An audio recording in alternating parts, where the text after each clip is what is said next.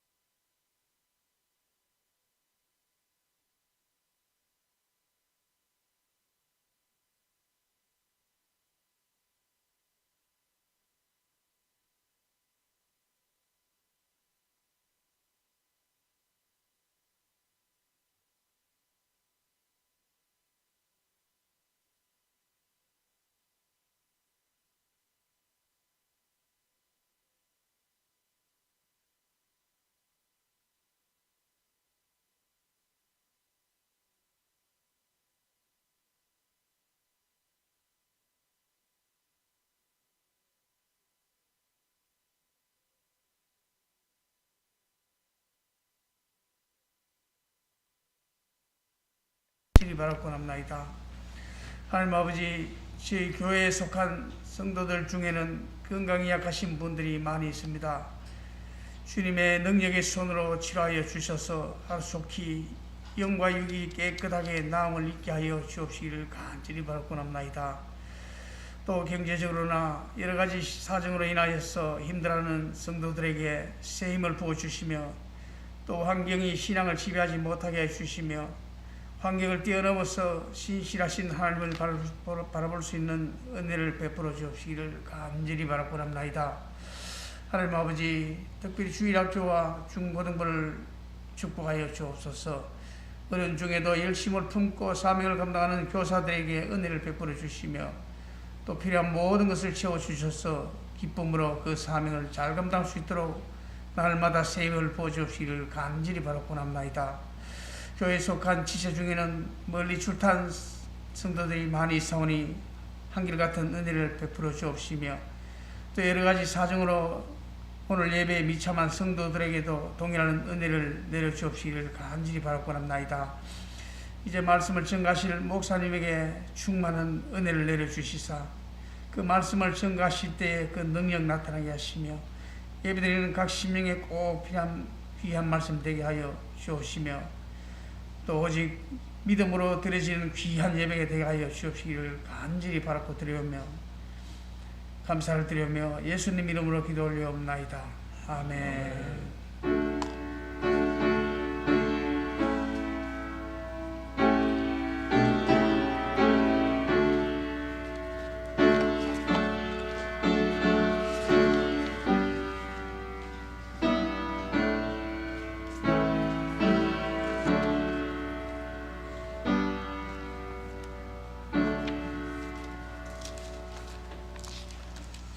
홍원 찬송 332장 다 같이 부르며 주께 예물을 드리겠습니다.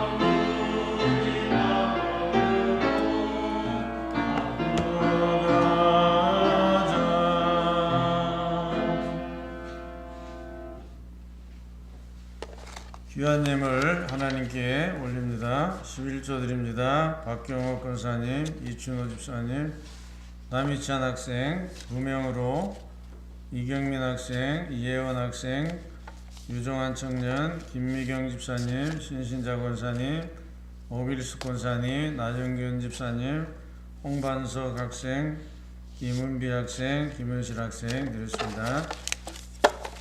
감사 예물입니다. 양성구 장로님 가정 유백률 장로님, 신신자 권사님, 추정미 집사님, 이필성 권사님, 김소연 집사님, 무명감사, 강정은 청년, 강진순 장로님, 김숙자 집사님, 정학 권사님, 조신영 성도님, 신영만 장로님, 박용찬 성도님, 이방자 권사님, 김정신 권사님, 김행태 장로님, 강주현 집사님, 홍반석 학생, 이관영 목사, 선교 헌금입니다. 박경옥 권사님, 신신자 권사님, 오길숙 권사님, 신영만 장로님, 건축입니다. 오길숙 권사님, 박경옥 권사님, 무명건축, 신영만 장로님, 장학헌금, 박경옥 권사님, 무명, 나머지는 주일헌금. 기도하겠습니다. 주님 감사합니다. 이 시간도 귀한 예물을 정성껏 구별을 해서 하나님 앞에 믿음으로 드립니다. 이 예물이 흠량할 수 있는 귀한 예물이 되어서 하나님 기뻐 받으시고 우리 모든 성도들의 삶에 기쁨과 소망을 주시고 또 우리에게 용기를 주셔서 절망하지 않고 일어나서 열심히 살아갈 수 있도록 도와주시고 요즘 코로나로 인해서 많이 힘들어하고 있는 이때에 하나님께서 우리에게 길을 열어주시고 더 힘을 주셔서 지혜롭게 잘 극복할 수 있도록 하나님께서 함께 해주시고 우리 모든 성도들의 가정에 피해가 없게 하시고 하나님이 참으로 도와주시고 그 코로나에 걸리지 않게 하시고 항상 하나님의 보호하심으로 붙들어 주시고 인도해 주시기를 간절히 바라옵고 원합니다. 성도들이 바라는 소원을 이루어 주시고 주 안에서 항상 평안과 기쁨을 주옵소서. 성미를 뜨며 봉사하는 모든 손길에 복을 주시고 하나님께서 하늘문을 여시고 마음복으로 채워줄 줄 믿사오며 예수님의 이름으로 감사하며 축복하옵나이다. 아멘.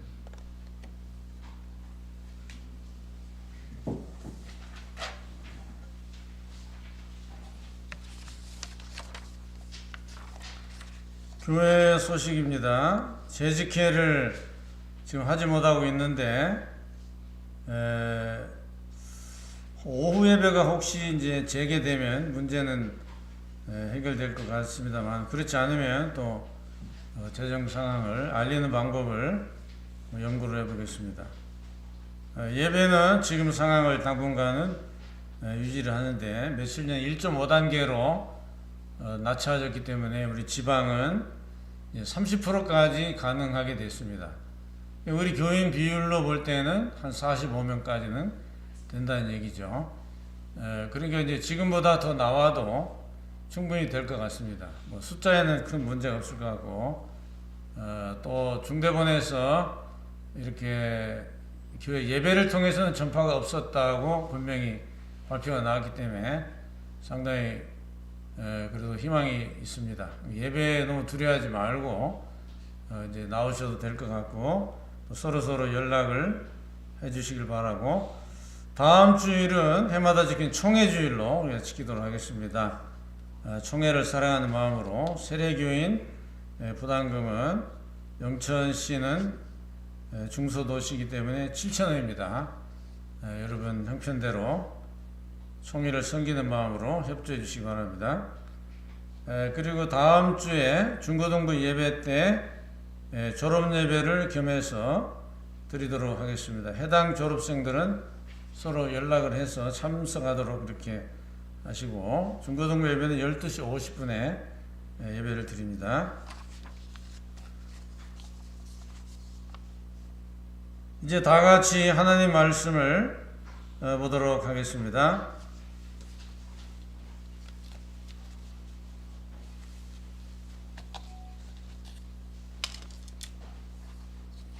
히브리서 11장 24절에서 26절입니다.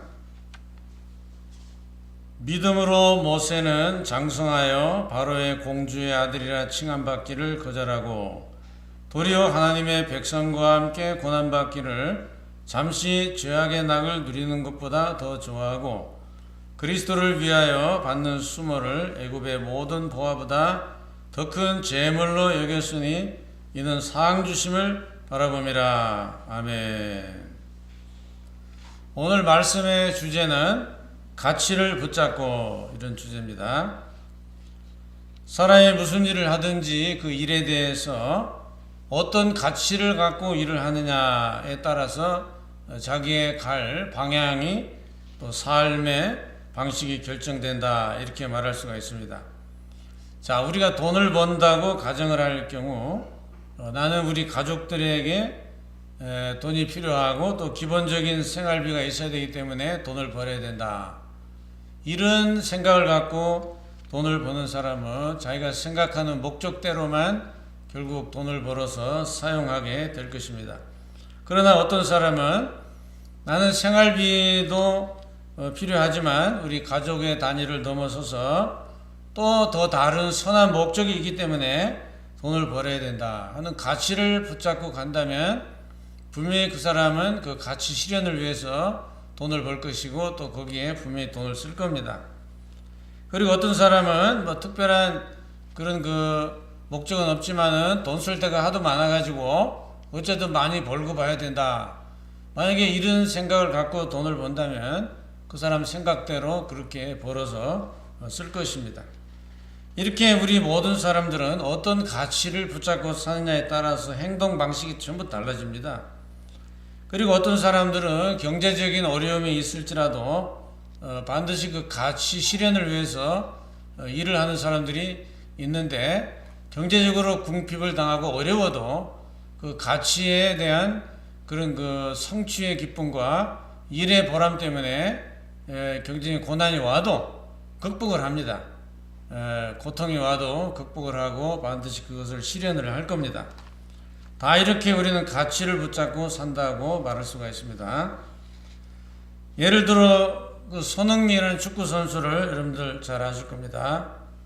손흥민 선수의 그 아버지 손정웅 씨는 그분도 역시 축구했던 분인데 아들하고 의논해서 120억을 들여가지고 땅을 사고 축구 센터를 지금 설립하고 있습니다. 그래서 사람들이 편하게 살 수 있는데 왜 그 돈을 거기다 쓰느냐고 하는 사람도 있다고 그럽니다.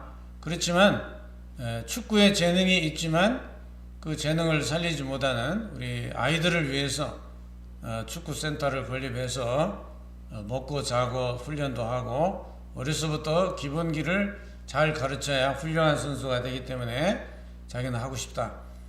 그래서 그 아들하고 의논해서 지금 그런 일을 추진하고 있어요. 그러니까 이런 분들은 돈보다 가치를 붙잡고 사는 사람들이라고 할 수가 있습니다. 오늘 본문의 모세의 경우도 그렇습니다.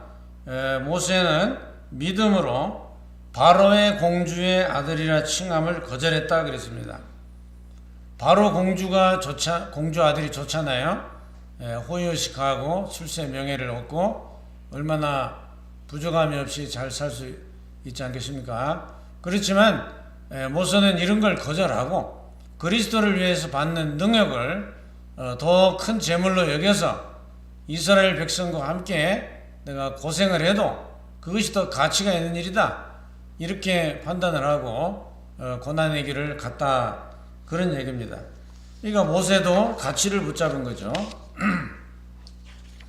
이렇게 우리가 어떤 가치관을 가지고 어떤 가치를 붙잡느냐에 따라서 그 사람의 인생길이 완전히 바뀝니다. 자, 예를 들어 베드로를 생각해 봅시다. 베드로가 예수님의 부름을 받았습니다. 그리고 사람 낚는 어부가 되리라, 나를 따르라, 이렇게 주님의 부르심을 받았을 때 그것이 훨씬 가치가 있는 일이다 하고 생각을 해서 따라간 거죠.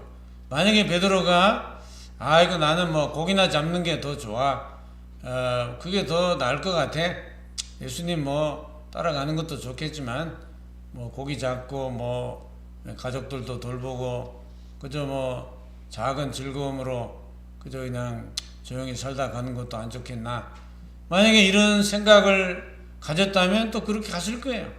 하나님이 다른 사람을 불러가지고 베드로처럼 또 들어 쓰셨겠죠. 그렇지만 이제 성경의 그 말씀을 유추해 볼 때는 성령의 감동이 있었다고 보죠. 그리고 하나님의 부르심 앞에 어쩔 수 없는 그런 강한 소명이 와서 갔다고 보여지지만, 어쨌든 업으로 자기의 가치를 결정하지 않고 주님의 제자로 살아가야 되겠다고 그 가치를 잡았기 때문에 그렇게 간 거죠. 우리 사람은 다 색깔이 다르잖아요. 우리 모든 사람들이 개성도 다르고 취미도 다르고 다 자기의 그릇도 다르고 이렇게 여러 가지 색깔을 갖고 사는데, 자, 우리가 다 생각하는 대로 사는 거예요. 그래서 나는 편안한 게 좋고 안정된 게 좋다, 이렇게 가치를 정한 사람은 나는 고생이 싫어. 그래서 편하고 안정된 직장도 찾을 것이고 또 그런 생활도 그런 걸 찾을 거예요. 어떤 모험적이고 위험한 그런 건 절대로 안 합니다. 그 사람은 오직 안정을 찾아갈 겁니다. 그래서 사람들이 모험을 즐기고 또 이렇게 행글라이더 같은 걸 타고 하늘도 나르고 또 뭐 무섭다고 하는 그러한 놀이기구도 타보고, 나는 이런 게 좋다, 해보고 싶다, 그냥 그렇게 할 거예요. 그렇지만 나는 그 심장도 떨리고 나 그런 거 취미 없어, 무서워, 나는 못 타, 그런 사람은 절대로 안 탑니다. 왜냐? 다 사람이 자기 생각하는 대로 사는 겁니다. 그렇기 때문에 어떤 가치를 붙잡느냐, 이것이 우리 인생의 중요한 진로 결정이 됩니다. 여러분, 과거에 지금부터 한 126년 전이 되겠습니다. 최초의 한국의 선교사들이 들어오기 시작을 했는데, 미국 장로교 선교사가 지금까지 몇 명이 한국에 왔느냐? 950명이 왔습니다. 또 우리 남쪽에는 경상도 중심으로 호주 장로교 선교사들이 왔죠. 그래서 이제 또 했고, 또 성결교, 침례교 각 그 종단마다 다 이렇게 또 이제 선교사들을 보냈으니까 전체로는 또 상당히 많은 숫자가 한국에 왔을 겁니다. 참 감사한 일이죠. 그 사람들은 다 그 시대의 에리트들이고 또 공부도 다 잘한 사람들이고 훌륭한 의사 같은 직업도 가진 그런 사람들인데, 다 본국에서 안정된 직장을 버리고 선교사로 와가지고, 한국에도 풍토병이 심했어요.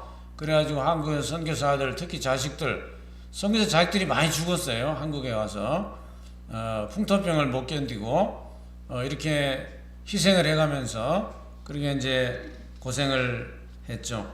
그렇지만 그 사람들이 한국에 와서 이 선교사가 된 걸 후회한 사람이 없어요. 그리고 각 그 대도시에 가면은 그 무덤이 많습니다. 선교사 무덤이 따로 다 있습니다. 저는 뭐 거의 다 대한민국에 있는 거의 다 찾아가 봤는데 참 머리가 숙여지고 숙연해져요. 정말 한국에 와서 이 고생을 하면서 이분들이 왜 자기 나라에 가서 묻히지 않고 한국에서 묻혔을까? 나는 죽어도 한국 땅에 묻어달라, 이렇게 말한 선교사들도 많아요. 자, 이렇게 이런 선교사들은 다 가치를 붙잡고 살기 때문에 그런 인생을 산 겁니다. 현재 한국에서 또 세계로 파송한 선교사가 26,500명입니다. 현재 숫자로 초계파로 해가지고 한국에서 나간 선교사가 그렇게 많습니다. 지금은 이제 좀 줄은 거예요. 사실 코로나도 오고 이래서 좀 줄었지만은 이렇게 많은 선교사들이 또 세계로 나가 있습니다. 참 우리나라보다 어려운 것이죠. 우리나라처럼 의료보험 제도가 잘 돼 있고 사회보장 제도가 잘 된 나라가 많지 않습니다. 한국에 살면 참 좋습니다. 그런데 그런 걸 다 버리고 외국에 나가서 얼마나 고생을 하겠습니까? 그래도 가치를 붙잡고 가기 때문에 가는 겁니다, 여러분. 이렇게 가치를 붙잡고 나갈 때 상당히 위험한 것들이 우리에게 기다리고 있죠. 우리가 이제 코로나 사태를 봐도 알 수 있잖아요. 사람들이 코로나 바이러스에 대해서 왜 이렇게 예민해요? 그거는 생명과 직결되기 때문에 그런 거예요. 걸리면 죽을 수도 있다. 그러니까 두렵잖아요. 그러니까 여기에 대해서 굉장히 예민해요. 그러니까 우리가 그거를 이해를 해줘야 되는 부분도 있어요. 사람들이 얼마나 이 죽음에 대한 두려움을 갖는지, 지금 소상공인들이나 우리 교회나 많은 피해를 입고 지금 고통을 많이 받고 있는데, 그래도 국민 전체의 정서로 볼 때는 별로 그걸 중요하게 생각을 안 해요. 왜냐하면 내가 살고 죽는 문제가 더 중요하다고 생각하지, 뭐 장사한 사람 장사 못하고 마음은 다 아프다고 생각을 해요. 그렇지만 우선순위가 다른 거예요. 그만큼 생명이 중요하고 사람들이 예민해요. 사느냐 죽느냐 게 제일 중요한 문제 아니겠어요? 그런데 우리 선교사들은 거의 다 위험지역에 많이 가잖아요. 잘못하면 죽을지도 몰라요. 그래도 가는 거는 그 가치를 붙잡고 가기 때문에 가는 거 아니겠습니까? 우리가 고생하는 걸 누가 좋아하겠어요? 이 선교사로 가신 분들 간증도 제가 매주 이렇게 기독교 TV에 들어가서 좀 보고 있는데, 대부분 부모님들이 거의 반대를 했다고 그래요. 처음에는 아이고 왜 거기를 왜 갈락하냐. 그렇죠. 어떤 부모가 자기 자식이 선교사로 간다는데 박수칠 부모가 어디 있겠어요. 고생하러 가는데 처음에는 좀 말리죠. 그렇지만 그 사람의 비전 또 사명, 가야 된다고 하는 이런 강력한 뜻을 보일 때 부모님들도 다 이제 수긍을 하고, 안타깝지만 잘 되기를 바라며 기도하고 또 후원하고 뭐 이렇게 이제 바뀌는 거죠. 다 이렇게 사람은 다 편하게 살기를 바라는 그런 기본 본능적인 그 마음이 있는 거예요. 위험한 데 가는 거 누가 좋아하겠습니까? 그래도 간다는 거죠. 근데 여러분, 이렇게 우리가 주님만을 바라보며 위험해도 또 모험처럼 이렇게 가는 그 고생길에 남들이 누리지 못하는 기가 막힌 것을 하나 받는 축복이 있습니다. 그것은 이제 해본 사람만 아는 거예요. 남들이 누리지 못하는 축복이 하나 있어요. 그게 뭐냐면 하나님이 함께 하시는 걸 경험을 하는 거예요. 놀라운 은혜를 받는 겁니다. 그래서 이렇게 가치를 붙잡고 간 사람들이 고생은 해도 별로 그렇게 걱정을 안 합니다. 그리고 고생이라고 생각을 안 합니다. 그리고 그것을 그렇게 두려워하지 않습니다. 왜냐하면 지금까지 경험을 해오고 있기 때문에, 하나님이 나와 함께 한다는 경험을 수도 없이 했기 때문에 앞으로 남은 인생도 똑같이 그렇게 이어질 것이다. 이렇게 믿고 살기 때문에 그런 이제 남들이 받지 못하는 놀라운 은혜라는 게 있어요. 최근에 미국에서 목회하시다가 은퇴한 목사님이 이제 나이가 90이 됐어요. 이제 원로 목사님이신데, 뭐 그 정도면 뭐 굳이 뭐 선교사로 나갈 필요 있겠습니까? 사람이 왜 없겠습니까? 근데 이번에 나간다는 거예요. 제가 이제 동영상을 보고 많이 감동을 받아서, 야, 세상에 90 먹은 할아버지 목사가 선교사로 나간다고 준비를 하고 있다는 거예요.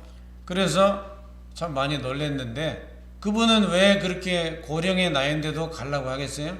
걱정하지 않는 거예요. 왜? 하나님을 수없이 경험했기 때문에 내가 뭐 90 먹어 나가도 걱정 안 한다. 죽는 것도 이제 뭐 두려울 것도 없고 뭐 전혀 나는 두려움이 없다. 가는 거죠. 믿음으로. 참 이런 경험을 하며 사는 사람들도 있다는 거죠. 우리가 이제 여호수아가 가나안 정복을 눈앞에 두고 걱정하고 있을 때 하나님이 사자를 만났죠. 여리고성 치기 직전에 하나님의 사자가 나타났어요. 그래서 그 하나님의 사자가 말씀을 합니다. 너, 여호수아 1장 5절에서 6절입니다. 너의 평생에 너를 등이 대적할 자가 없으리니 내가 모세와 함께 있었던 것 같이 너와 함께 있을 것임이니라. 내가 너를 떠나지 아니하며 버리지 아니하리니 강하고 담대하라. 너는 내가 그들의 조상에게 맹세하여 그들에게 주리란 땅을 이 백성에게 차지하게 하리라. 할렐루야. 하나님이 힘을 줍니다. 용기를 줍니다. 하나님의 사자가 왜 나타났겠어요? 이 전쟁은 하나님이 앞장서는 전쟁이구나. 안심을 시켜주는 거예요. 그런데 여호수아서를 읽어보세요. 여호수아서가 진짜 재밌습니다. 왜냐하면 야, 세상에 이런 전쟁이 다 있나?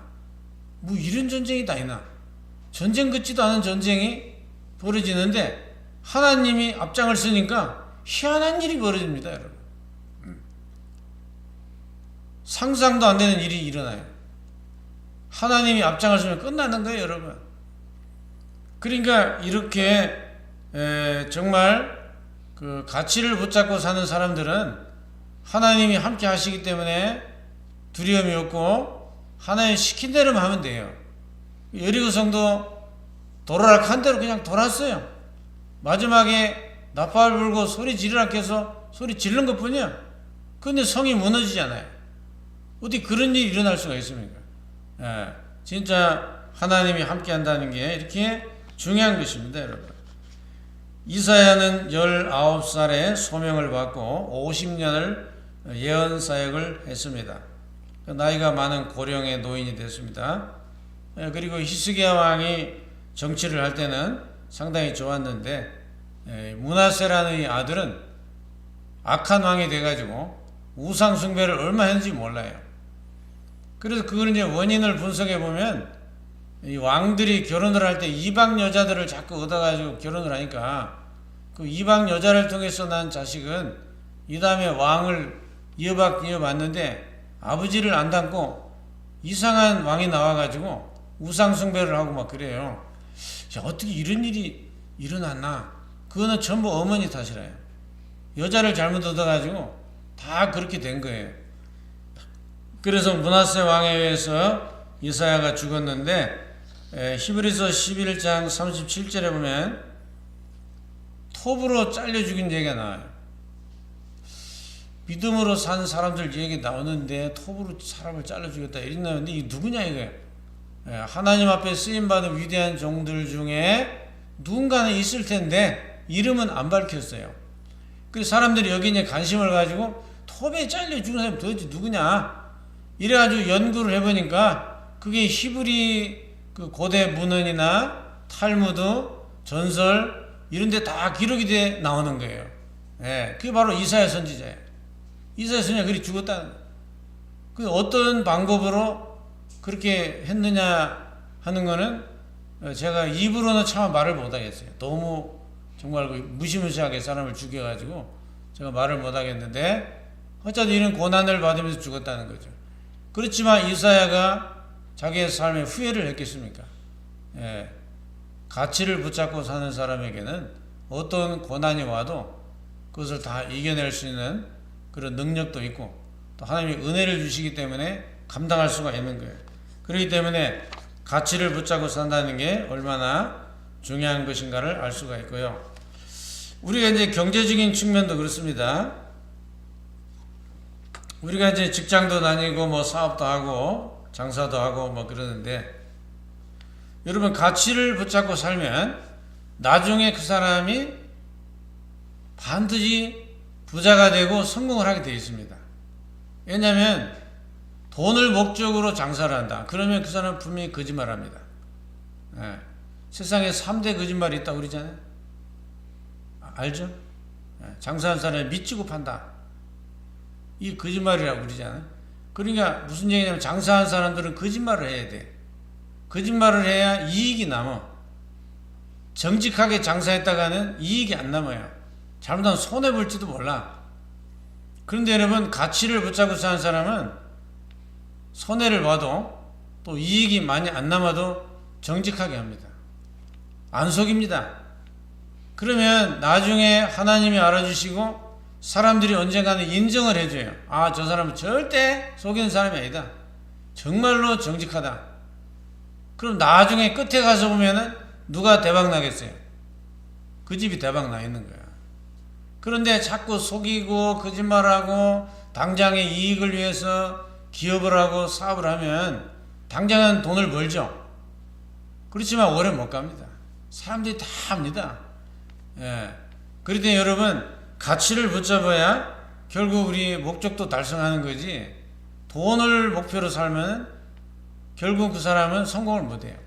성공하면 또 뭐 하겠어요? 사람 됨됨이가 중요한 거지 인격이 잘못돼가지고 돈을 많이 벌었다고 해서 뭐 교만해지고 돈 좀 벌었다고 사람의 인격이 잘못되면 그걸 누가 뭐 알아줍니까? 누가 뭐 성공이라고 할 수 있겠어요?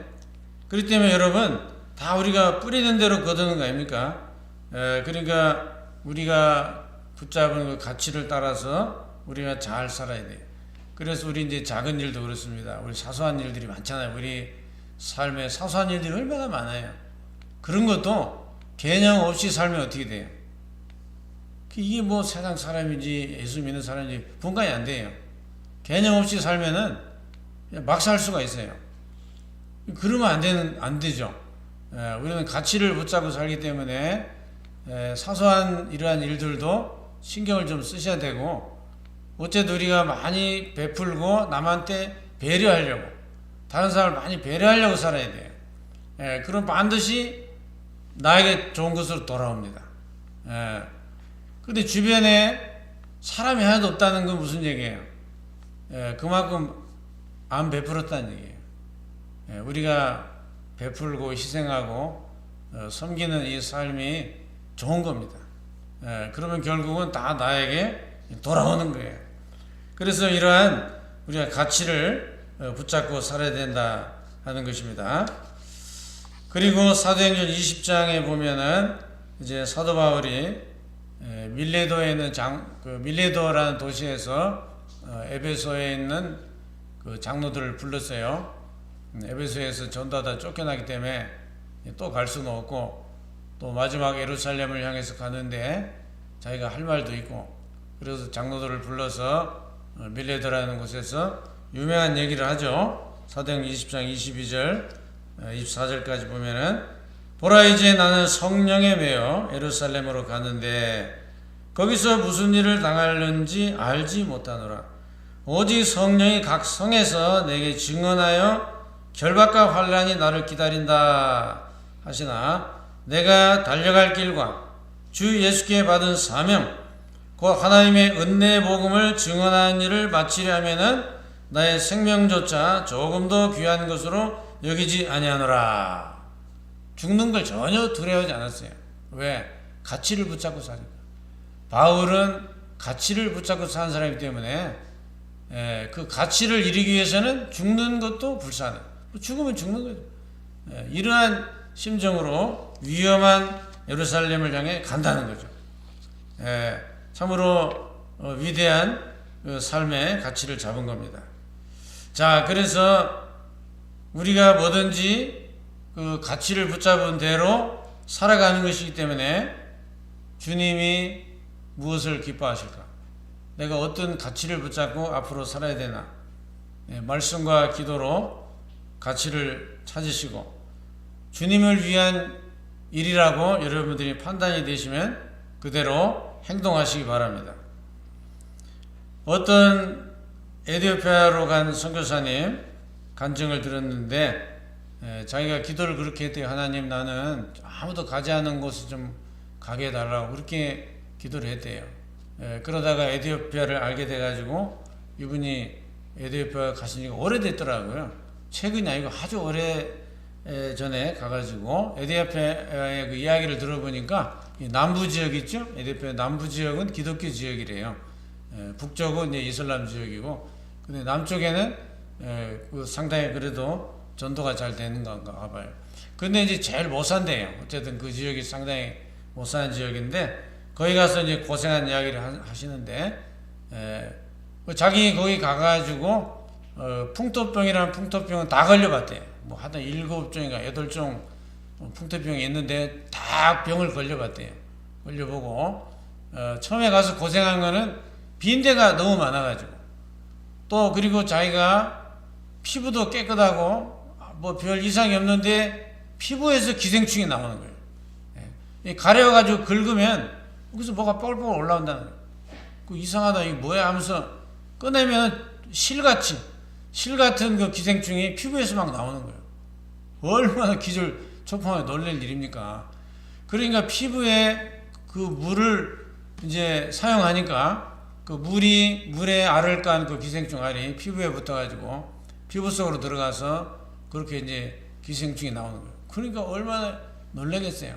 한국에서는 상상도 못하는 자기 애는 막 완전히 빈대한테 물려가지고 온몸이 막 정말 가려워가지고 못 견딜 정도로 고생을 굉장히 많이 했답니다. 이거 어떻게 하면 좋으냐, 이거 계속 이거 살아야 되냐, 어떻게 되냐 막 고민에 빠졌는데 그 먼저 왔던 선교사들이 알려주더래요. 여기서 사는 방법을 가르쳐 주겠다. 뭐냐, 절대로 샴푸를 쓰지 마라. 그리고 이 사람들이 먹는 향신료를 그대로 먹어라. 우리나라 고춧가루 먹듯이 그 사람들이 먹는 향신료가 있어요. 우리 한국 사람은 못 먹어요. 그 향이 너무 강해가지고 못 먹습니다. 그런데 그걸 먹으라는 거예요. 이 사람들이 먹는 음식을 먹고 향신료를 먹고 이 사람들하고 똑같이 살아라는 거예요. 이거 나 더러워서 그냥 못 사는데. 아니, 샴푸로 머리를 안 감으면 왜 되나? 그래도 그렇게 하라는 거예요. 그래서 정말 그렇게 했대요. 샴푸 끊고 원주민하고 똑같이 그렇게 살았대요. 그랬더니 빈대가 싹 없어지더래요. 피부에서 기생충이 안 나오더래요. 왜냐하면 그 몸에 밴 향신료와 그들 먹는 음식을 통해서 그 면역력이 생기는 거죠. 그러니까 이제 사람이 독해진 거야. 기생충도 못 살아. 빈대도 안 와. 독해져가지고. 머리를 깨끗하게 감으면 빈대가 와. 그러니까 머리도 약간 더럽게 막 흙도 묻히고 막 이렇게 살면 안 와. 빈대도 안 와. 야, 정말 거기서 몇십 년을 살았다고 그러니까 참 기가 막혀요. 그리고 이제 선교사님 얼굴을 보니까 꼭 에디오피아 사람 같아. 바짝 말라가지고 얼굴이 새카매졌는데 이게 한국 사람인가? 에디오피아 사람인가? 분간이 안 될 정도. 원주민이 다 됐더만. 여러분 얼마나 고생을 했겠어요, 여러분. 그죠? 지금은 이제 웃으면서 얘기를 하겠지만 그 처음에 가가지고 얼마나 고생을 했을까를 생각할 때 참 기가 막히죠. 우리가 어떤 가치를 붙잡고 갈 때 많은 고난이 있습니다. 그렇지만 그것은 하나님 앞에 정말 영광스러운 일이고 오늘 본문의 말씀처럼 상 받을 일입니다. 우리가 다 그렇게는 못하겠죠. 그렇지만 우리가 나름대로 여러분이 앞으로도 이런 가치를 붙잡고 나는 이것을 위해서 산다.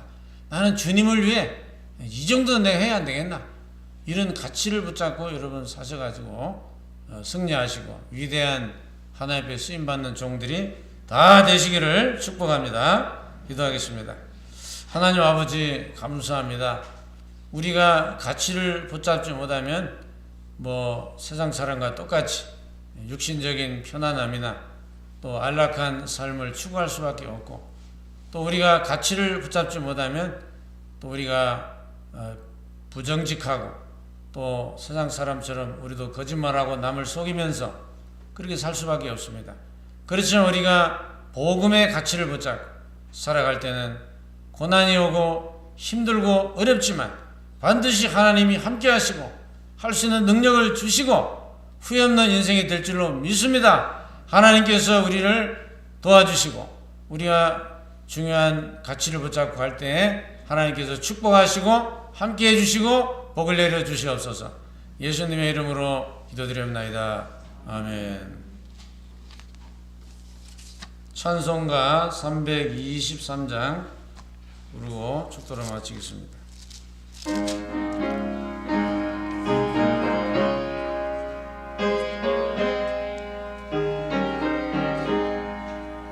어느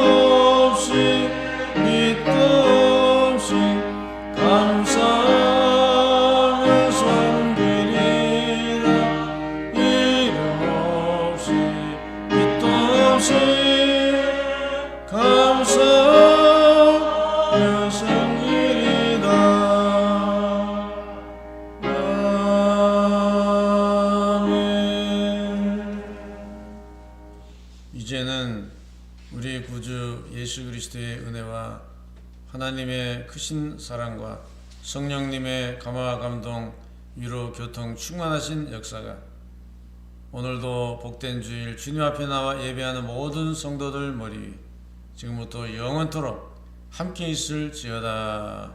아멘.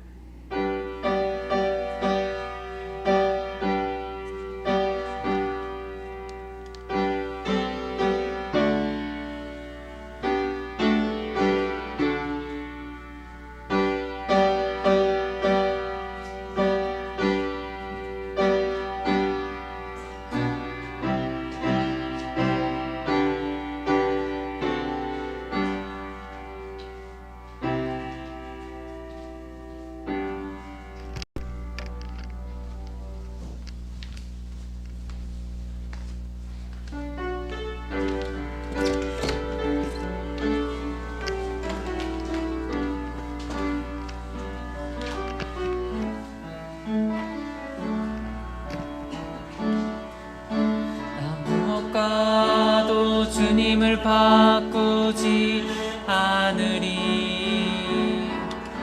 다른 어떤 은혜 구하지 않으리. 오직 주님만이 내 삶의 도움이시니 주의 얼굴 보기 원합니다.